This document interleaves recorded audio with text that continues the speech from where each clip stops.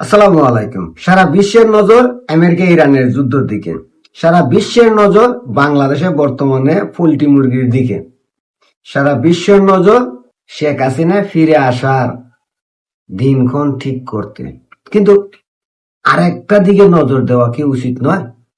পাকিস্তান, যে পাকিস্তানের দূষরা বাংলাদেশে বসবাস করে, কিছুদিন আগেই ইরান আর আমেরিকার যুদ্ধের মধ্যস্থতা করছিল পাকিস্তান।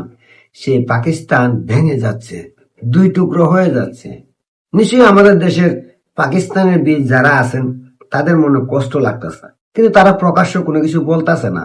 কারণ লজ্জার একটা বিষয় তো আছে। জুলাই আগস্টের পর থেকে এখন পর্যন্ত প্রমাণিত যে এরা এখনো পাকিস্তানের দালাল। এই পাকিস্তানের দালালদের অন্তরে হয়তো কিছুটা রক্তক্ষয় হচ্ছে। কেন হচ্ছে? কারণ পাকিস্তান থেকে আলাদা হয়ে নতুন স্বাধীন রাষ্ট্র ঘোষণা করছে বেলুচিস্তান।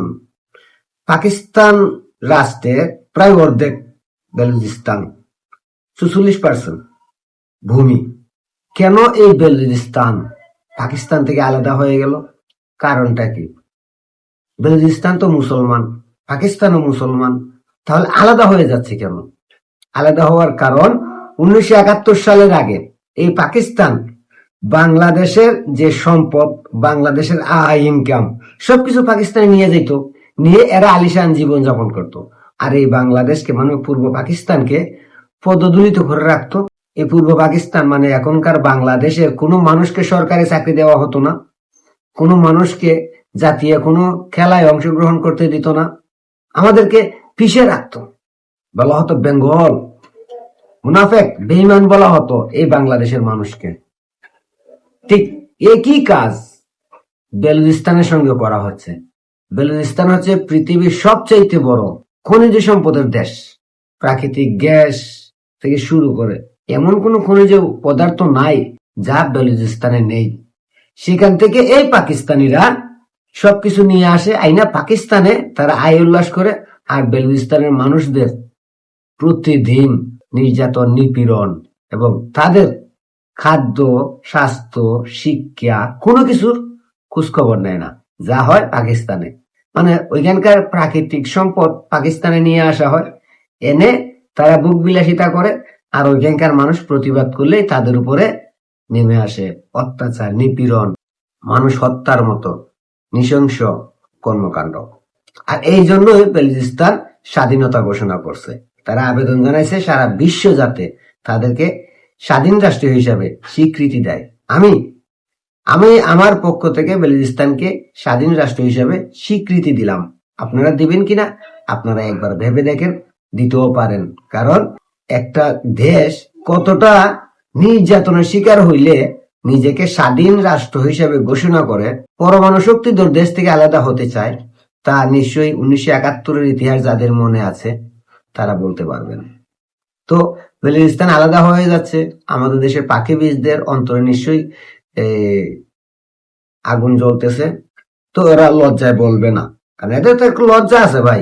আমরা যেমন যারা 71-এর পক্ষে কথা বলি, মুক্তিযুদ্ধের পক্ষে কথা বলি, বঙ্গবন্ধুকে নিজের আদর্শ মনে করি, আমরা কিন্তু বলতে লজ্জা পাই না যে আমরা 71-এর পক্ষে শক্তি, আমরা মুক্তিযুদ্ধের দ্বিতীয় প্রজন্ম, আমরা বঙ্গবন্ধুর সৈনিক, আমরা আওয়ামী লীগের কর্মী, আমরা বাংলাদেশপন্থী, আমরা বলতে কিন্তু লজ্জা পাই না। কিন্তু বাংলাদেশে থাকা পাখি পিজরা, জামাত রাজাকাররা, আল বদর, আলসামদের নাতিপতিরা, এরা কিন্তু বলতে লজ্জা পায় আমরা পাকিস্তানের উত্তরসূরি, আমরা জিন্নার নাতিপতি, পাকিস্তান জিন্দাবাদ, এটা বলতে কিন্তু লজ্জা পায়।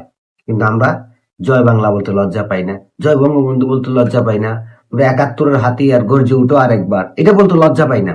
কারণ আমরা বাংলাদেশি, আর ওরা হলো মুনাফেক, বেঈমান, গাদ্দার, যারা যে দেশে খায় সেই দেশেরই ক্ষতি করে। যেমন যখন ভারত পাকিস্তান আলাদা হয় তখনই আমাদের দেশের রাজাকার জামাতিরা বলছি না না না না না, পাকিস্তান হবে না, পাকিস্তান ভালো হবে না, পাকিস্তান আমরা চাই না।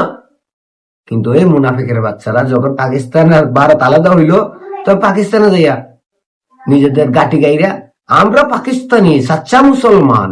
যখন 1971 সালে মুক্তিযুদ্ধ হইলো তখন এই রাজাকারের বাচ্চারা বাংলাদেশ বিরোধী ছিল। আর এখন তারা বলে আমরা সত্যিকারের দেশপ্রেমিক, আমরা এই বাংলাদেশের স্বাধীনতার যুদ্ধ করেছি। এই রাজাকারের বাচ্চারা বলে, কারণ এরা হলো মুনাফিক ভাই, বেঈমান, গাদ্দার। আমরা যাদেরকে বলি রাজাকার। এখন বেলুচিস্তান আলাদা হচ্ছে, ওইখানেও রাজাকারের বাচ্চারা, মানে ওই পাকিস্তানের জামাত বাহিনী আছে, তারা বলছে না বেলুচিস্তান স্বাধীন ঘোষণা করা যাবে না, বেলুচিস্তান আমাদের ভূখণ্ড। তখন বেলুচিস্তান স্বাধীন হয়ে যাবে, তখন দেখবেন এই রাজাকারের বাচ্চারা, এই জামাতিরা ওই বেলুচিস্তানে যাইয়া বলবে আমরা বেলুচিস্তানের বাসিন্দা, আমরা বেলুচিস্তানের রাজনৈতিক দল জামাত ইসলামপন্থী দল। এটা বলবে, মিলায় নিয়ে 100% গ্যারান্টি দিলাম।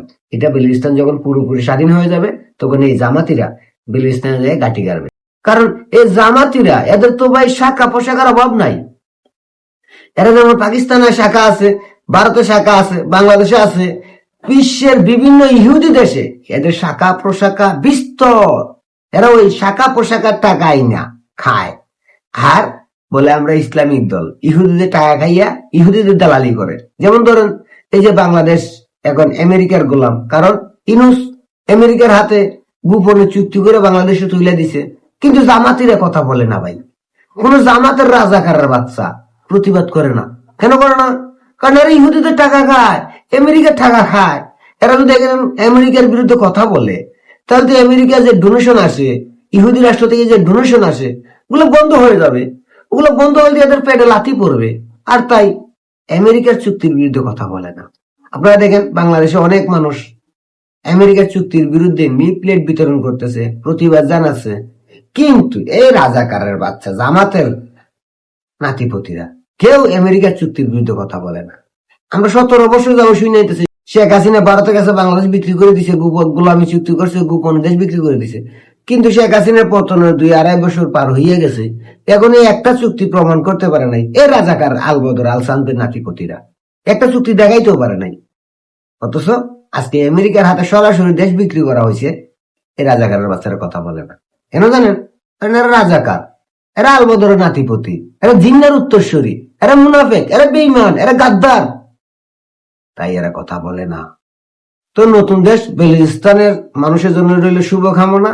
এগিয়ে যান আপনারা, ইনশাল্লাহ আপনারা স্বাধীন হবেন রাজাকারদের হাত থেকে, পাকিস্তানি দূষরদের হাত থেকে। নিজের একটা স্বাধীন সার্বভৌমত্ব দেশ পাবেন, যেই দেশে আপনারা শান্তিতে বসবাস করবেন।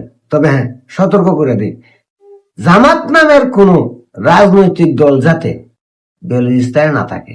থাকলে আপনাদের সাজানো গুছানো কষ্টে রক্তের বিনিময়ে অর্জিত বেলুচিস্তানটাকে আজকের এই বাংলাদেশটার মতো করে দিবে এই রাজাকার আলবদর আল শামস বাহিনী।